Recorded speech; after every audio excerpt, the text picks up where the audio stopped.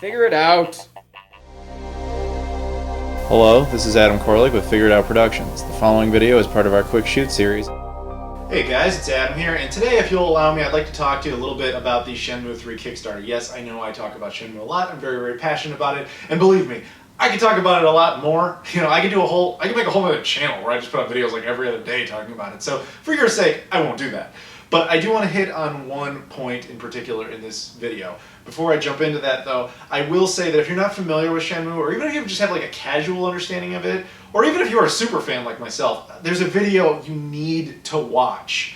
I'm going to link it, I'll put an annotation right here, you can check it out. I'll also put a link in the description in case you don't have annotations or something, or you have them disabled, whatever. It's a video made by a guy whose name suddenly escapes me, but it's not me.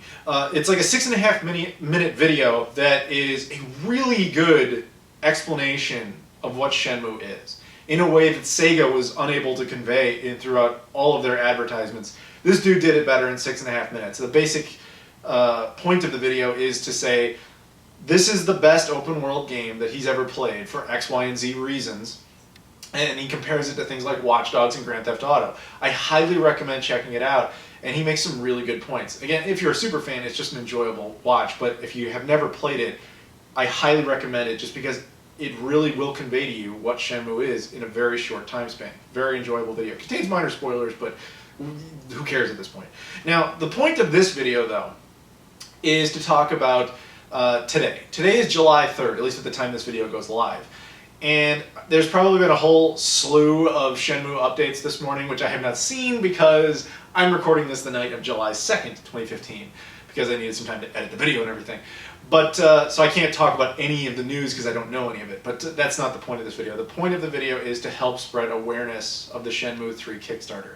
And on the 3rd of every month, for the last, I don't know how many years, because not 14, that's how many years we've been waiting, of course, since Shenmue 2 came out.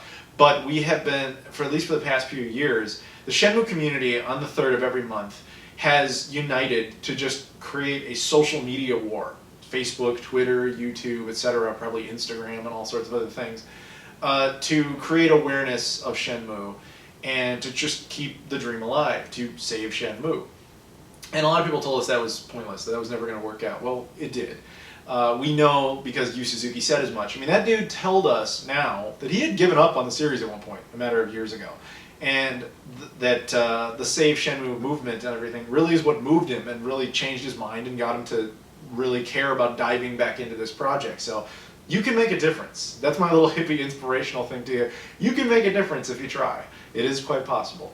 But the point of that is that I want to do my part to make more people aware about the Shenmue III Kickstarter and hopefully convey to you the significance of supporting it if you haven't already, or perhaps if you can afford to, increasing your pledge. So please, if you'll allow me, let's talk about that now. Because I would never, I want to make this very clear, I would never ask anyone to pledge more than they are capable of doing. I get the excitement that might come with something like that, I'm guilty of it myself, but only do what you can do. But if you can do more, I would hope that you could. Now, I'll give you an example. So I'm currently pledging $500, and I have every intention of completely paying that $500, and I'm happy to do it. Even though, personally, I'm not getting the exact thing I want out of it, which is a physical PS4 version. Perhaps that was announced this morning and I don't know, I apologize. I'm still doing it because I want to support that game. And I want to support Yu Suzuki's vision of what that game needs to be. But I remember at one point, like last week, they had a Twitch live stream where they announced a bunch of new perks and everything. And one of them was a $5,000 perk whereby you got everything you did at the $500 tier, but you also got a special credit in the game as a sponsor or something like that, and you also got a one-of-a-kind Ryo Hazuki replicated watch. And it was personally owned by Yu Suzuki from his private collection, along with a lot of other things there were from his private collection. And I actually pledged up to the $5,000 tier. And I was like, I shared it on Facebook with everybody, I was like, I did it, I'm excited, I'm happy to help, blah, blah, blah. But then reality set in, and I understood that I can't do that. I can't justify that. And I went back to the $500 pledge, and I made a public apology about it. The point of that story, though, is that I get it. I get money sucks. It sucks to have to deal with it. But if you can afford it, that's what I would ask of you. Never try to go beyond your means. So, yeah, if you can help, help. I mean, there are some people who are superheroes in this thing. I know a dude named, I'll just call, his name's Matthew. I won't tell you his last name because I'm not sure who would want me to say it. This dude is the ultimate superhero of the Shenmue III Kickstarter. He has put up $13,500.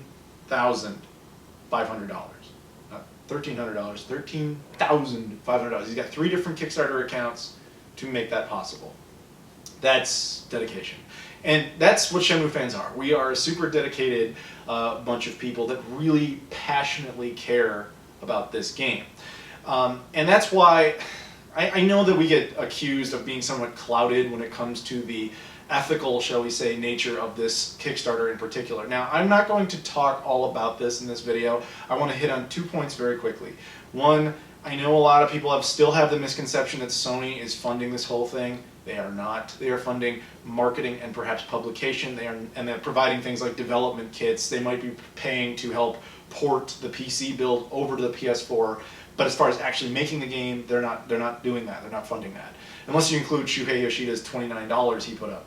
But that point needs to be understood. I did a whole video about that. You can see that in greater detail with citations, links, sources, all that shit if you want to. The other point that I need to hit on is that a lot of people complain about a Kickstarter being necessary at all. This is another thing where I could do an entire video about this, but the super short version of this is Shenmue is a unicorn in the gaming industry. It was not going to happen any other way. Would I prefer that Sega or Sony or whoever paid to make the whole thing? Of course I would. But that was never going to happen. And again, I could explain it in a separate video if you really want me to. But I hope you'll just accept that, at least on that face value. If not, maybe fine. Don't believe me, whatever. Maybe I'll do a video later, we can talk about it. But for now, I guess I'm asking you just to trust me. It was never going to happen given the history of Shenmue. So moving on from that point, let's talk about the Kickstarter specifically. Now, the Kickstarter has a lot of questions. A lot of people are like, how does Kickstarter work and all that? And so I want to talk about some of the basic things that go into a Kickstarter because apparently not a whole lot of people understand this. And I didn't either until Bloodstained happened like last month. It was all kind of news to me. So the first thing that needs to be said is that when it comes to a Kickstarter, you pledge an amount of money. The misconception is a lot of people think when you pledge, you immediately pay that amount. That is not the case. When you pledge, it's just how much you're willing to pay, and then at the end of the Kickstarter, that's when they bill you. Make sense? So if I were to say, like when I was telling you about the $5,000 thing, which I had pledged for, they didn't bill me for $5,000. Right? They only would have if I had still had that pledge in place when the Kickstarter ended. But because I jumped back down to $500, they will bill me $500 when the Kickstarter ends. And so if you're thinking like, I'd really want to contribute, I want to help out, but I just don't have the money on me right now, maybe I'll have it in a few weeks or whatever, you can pledge now and pay later. Make sense? Good. Now, the second thing that a lot of people have concerns with is the idea that Kickstarter is some sort of charity. That you're just kind of giving them money and you get nothing back for it. This is also not true. I mean, it is with one of the tiers. See, the thing about the Kickstarter is it has multiple tiers, meaning you can pay different amounts and you get different things back for those amounts. The more you pay, the more you get back. The only tier where you get nothing back is the first one, which is a $5 tier. You're just helping, just for the sake of goodwill, you're helping to make the game possible. Whereas all the others, you get something back. Even the next tier up, $29, and you get a digital copy of the game for either the PC or PS4, whatever your preference is. They ask you to choose later. And that's the same, like I said, as you go up higher, you get more and more stuff. And that's the other thing about the thing like the $5,000 tier that we have to give some credit to Yu Suzuki for.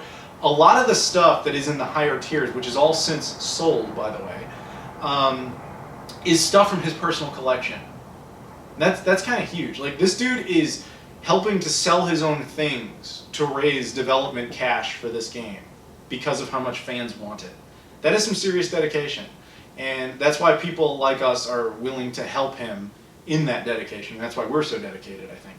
As well as, of course, everything that game means to us. But next up, I would like to talk about stretch goals. This is probably the most confusing thing as far as Kickstarters go, because especially if you've never really followed how a Kickstarter works. But a stretch goal, can best be explained when you first understand that a Kickstarter will have a base goal. So in the case of Shenmue III, the base goal was $2 million. What that means is once they reach that, they are now saying, okay, you're going to get something called Shenmue III. That's going to happen. Which happened in a matter of 9 hours once it went live, which was huge. And so the idea of a stretch goal is you add more goals to be reached.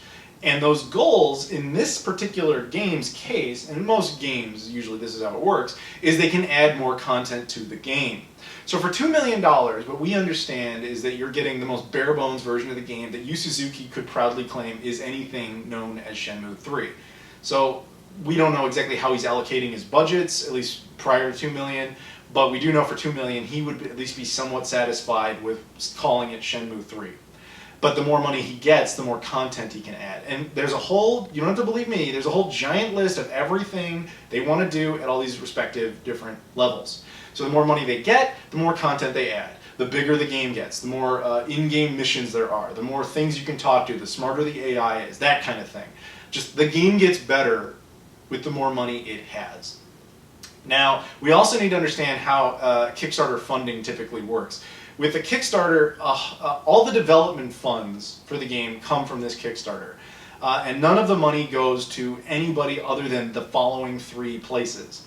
First is Kickstarter itself. Kickstarter is a company, they have to make something off of a Kickstarter project, otherwise they would have no incentive to even exist. Then there's a second group, which is the companies that would make all the physical things. Like for example, like I'm doing the $500 tier, right? And that includes multiple things, one of which is like a t-shirt. They have to pay someone to design, make, and produce that t-shirt. So that comes out of that chunk of funding. The rest, which I believe is about 70%, is for game development. And that's the one we want to focus on, for all the reasons previously explained. The more money that has, the more, like, epic, for lack of a better word, the game becomes. And as I said, I know people hate the idea of doing this through Kickstarter. It was never going to be my first choice either. But it is the option we have. And this is how the game is going to come into existence. And it's, in a way, it's thematically fitting. Because if you've played Shenmue, you'll understand this more than someone who has not. But Shenmue has a big theme of friendship and bonding. Coming together through, even with former enemies or opponents, coming together to become friends, united in a common goal. And when you think about it, it's very fitting that that's how Shenmue III is going to be born, is through common ground of multiple people coming together to work towards this one objective. PC gamers, console gamers, digital gamers, physical gamers, non-gamers even, all coming together for just this one purpose. And I think there's something amazing about that. I mean, I've made friends because of Shenmue. You know, people who have a mutual interest in it. But not just that, I've also resurrected old friendships. This is so surreal that this happened to me, but so true story here. A week ago, maybe like a day or two after that Twitch stream happened, I got a call from a friend of mine. I have not talked to him in 3 years. It was just, there was no bad blood, nothing like that. It was just that we were best friends growing up. Like through middle school and high school, early college, we just started to deviate because we no longer went to the same school. We didn't live near each other anymore. We didn't work together, you know. It's just, it happens. When you get older, it happens. Your friends move away and things change. So I hadn't talked to him in 3 years. Calls me out of the blue, and of course my first instinct is, whoa, did somebody die? What's going on? And he's like, no. First, just see, how are you doing? Everything, you know, chit-chat. And he's like, actually, the real reason I'm calling is I was hoping you could talk me into pledging higher on the Kickstarter for Shenmue 3. And I was like, how do you even know about that? And he's like, dude, it's all over the gaming media. Plus, and this is what he said to me, he's like, Shenmue changed my life. Which I never knew, because he never played it when we were younger. You know, I would talk about it all the time, and that's what he said. He said, you used to talk about this game all the time. And in college, I got myself a copy for the Dreamcast. He got the first one, this one, and he played it. And he realized it was amazing. And he never even played the second one, according to him. But he said it changed his life. He ended up, I didn't know this, he ended up taking a trip to Japan just to kind of experience the atmosphere that this game has. He ended up being inspired in Japan to become an engineer, and now that is his job. He is an engineer. And he ended up pledging $120 to this Kickstarter because he felt he owed it to that game for helping to make his life different. And I know not everyone is going to have an experience like that, of course, but my point is, that's the kind of power that Shenmue has. That it's had on me, it's had on so many others. Even people you wouldn't expect. Like, I'd never expected that happened to my friend. His name is Anthony, by the way. Doesn't even know I make YouTube videos. Never knew. He had no idea, which is amazing, isn't it? So he'll probably never even see this. But if he does, shout out to you. So my point is that if those two games, with Yu Suzuki's vision, the way he had it, the way he wanted to do it, could have that kind of impact, I want to do everything I can to get him the funding he needs to realize that vision again. To not only give me an experience like that, but to give my friend an experience like that. To give you an experience like that. To give everyone an experience like that. Because when you're funding this, you're not just getting it for you. You're getting it for everybody. Everyone benefits if you are interested in Shenmue when anyone funds the Kickstarter. Make sense? So that's really it, guys. I mean, you have to remember, I'm asking you just for your help, if you're interested and if you're capable of doing it. You're not paying me, you're paying them, and you're paying them so that we can all be better for it, in my opinion anyway. So that's it, guys. I really hope you'll help us out. There's a link in the description to the Kickstarter. Thank you very much for watching, and I'll see you all later.